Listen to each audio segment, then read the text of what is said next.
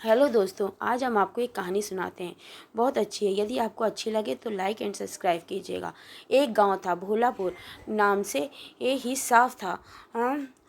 वहाँ के लोग भोले भोले थे, लेकिन उनके भोलेपन के अंदर एक ऐसी मासूम मस्ती थी जो गांव को हंसी का पिटारा बना देती थी। इस गांव में रहते थे 3 परम मित्र, गप्पू, चंपू और पप्पू।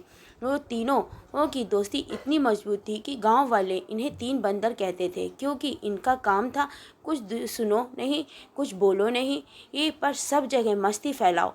गप्पू वो बहुत चालाक था, चंपू थोड़ा भूल लक्कड़ और पप्पू पूरा आलसी। अब एक दिन की बात है, तीनों बैठे थे गांव की परछाई में ये और सोच रहे थे कि कुछ धांसू करना चाहिए ताकि गांव वालों को लगे कि ये तीनों निकम्मे नहीं हैं। गप्पू ने कहा, भाई लोगों चलो आविष्कार करते हैं। चंपू ने पूछा, कौन सी चीज़ का?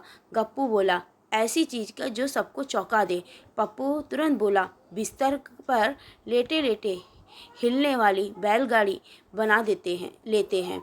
चंपू वो बोला, वो तो पहले ही हम कर चुके हैं पिछले साल, जब जब तू वो बिस्तर समेत बैलगाड़ी में चढ़ा था।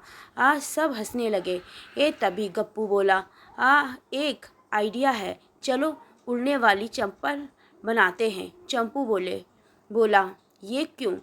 वो गप्पू बोला, ताकि माओं को बच्चों को मारने के लिए पास जाने की जरूरत ना पड़े।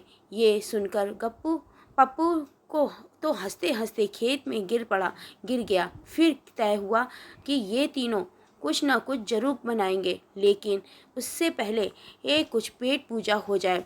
तीनों भागे मिठाई वाले लल्लन की दुकान पर। वहाँ लड्डू रखे थे, ये इतने गोल और चमचमाते कि देख के जीभ में बाहर आ जाए। गप्पू ने पूछा, लल्लन भैया, ये लड्डू कितने के? लल्लन बोला, जो लड्डू खाए वही बताए। ये कहकर लल्लन खुद 2 लड्डू खा गया। चंपू बोला, भैया हम तीनों मिलकर 1 लड्डू खाएंगे, डिस्काउंट मिलेगा? अब लल्लन बोला, 3 लोग 1 लड्डू खाएंगे तो वो लड्डू नहीं लोकतंत्र होगा जी। फिर भी तीनों ने आधा आधा करके 1 लड्डू खाया और योजना बनाई, एक गांव में पहला गधा दौड़ प्रतियोगिता करवाएंगे। पप्पू बोला, गधा क्यों? गप्पू बोला, क्योंकि घोड़े नहीं हैं हमारे पास और गांव में गधे बहुत हैं जैसे तुम। पप्पू ने चप्पल उठाई, लेकिन चंपू ने बीच में रोक लिया।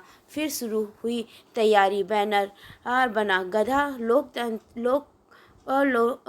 ओलंपिक 2025 से, जिसमें लिखा था, गधे दौड़ेंगे, इनाम झोली में लपकेगा। अब गधे कहाँ से लाए? ये तीनों गए हरिया काका के पास, जिनके पास सबसे समझदार गधा था। नाम था ज्ञानचंद।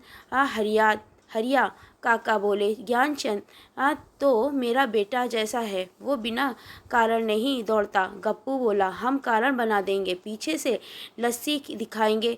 ये सुनकर हरिया काका बोला, ये ठीक है, लेकिन अगर इसे चोट लगी तो मैं तुम्हें मुर्गा बनाऊंगा। अब दिन आया प्रतियोगिता का।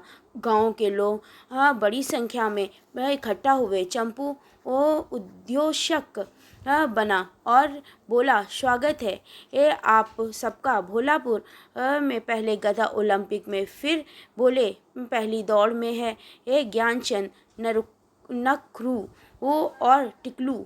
वो दोनों गधे तैयार थे। गप्पू ने लस्सी को बाल्टी दिखाई और भागो चिल्लाया। गधे दौड़े नहीं, ये पहले रुक के फिर पीछे घूमे और गप्पू की तरह दौड़ पड़े। लस्सी ने खुशबू की गप्पू को भी चाटने लगे। पप्पू बोला, इससे अच्छा तो हम खुद ही दौड़ जाते। फिर तय हुआ, गधों की जगह इंसान दौड़ेंगे और जीतने वाले को मिलेगा सोने जैसा दिखने वाला पीतल का तमगा। अंत में दौड़ फिर हुई। गप्पू फिर चंपू मुड़ा और गप्पू जीत गया। लेकिन इनाम जब बांटा गया तो पता चला पीतल की जगह वो लस्सी का ढक्कन था जिस पर सोने की चमक लिखा था। गांव वाले खूब हंसे।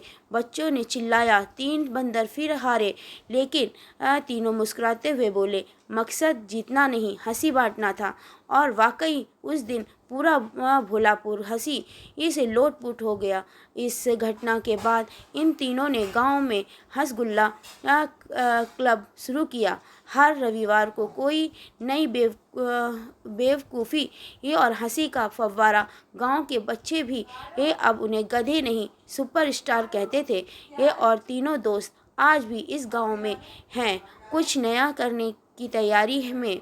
अगली बार शायद हवा में उड़ने वाला बर्तन धोने वाला रोबोट बनाएगा, क्योंकि ये जहाँ मस्ती है वहाँ गप्पू चंपू पप्पू हैं।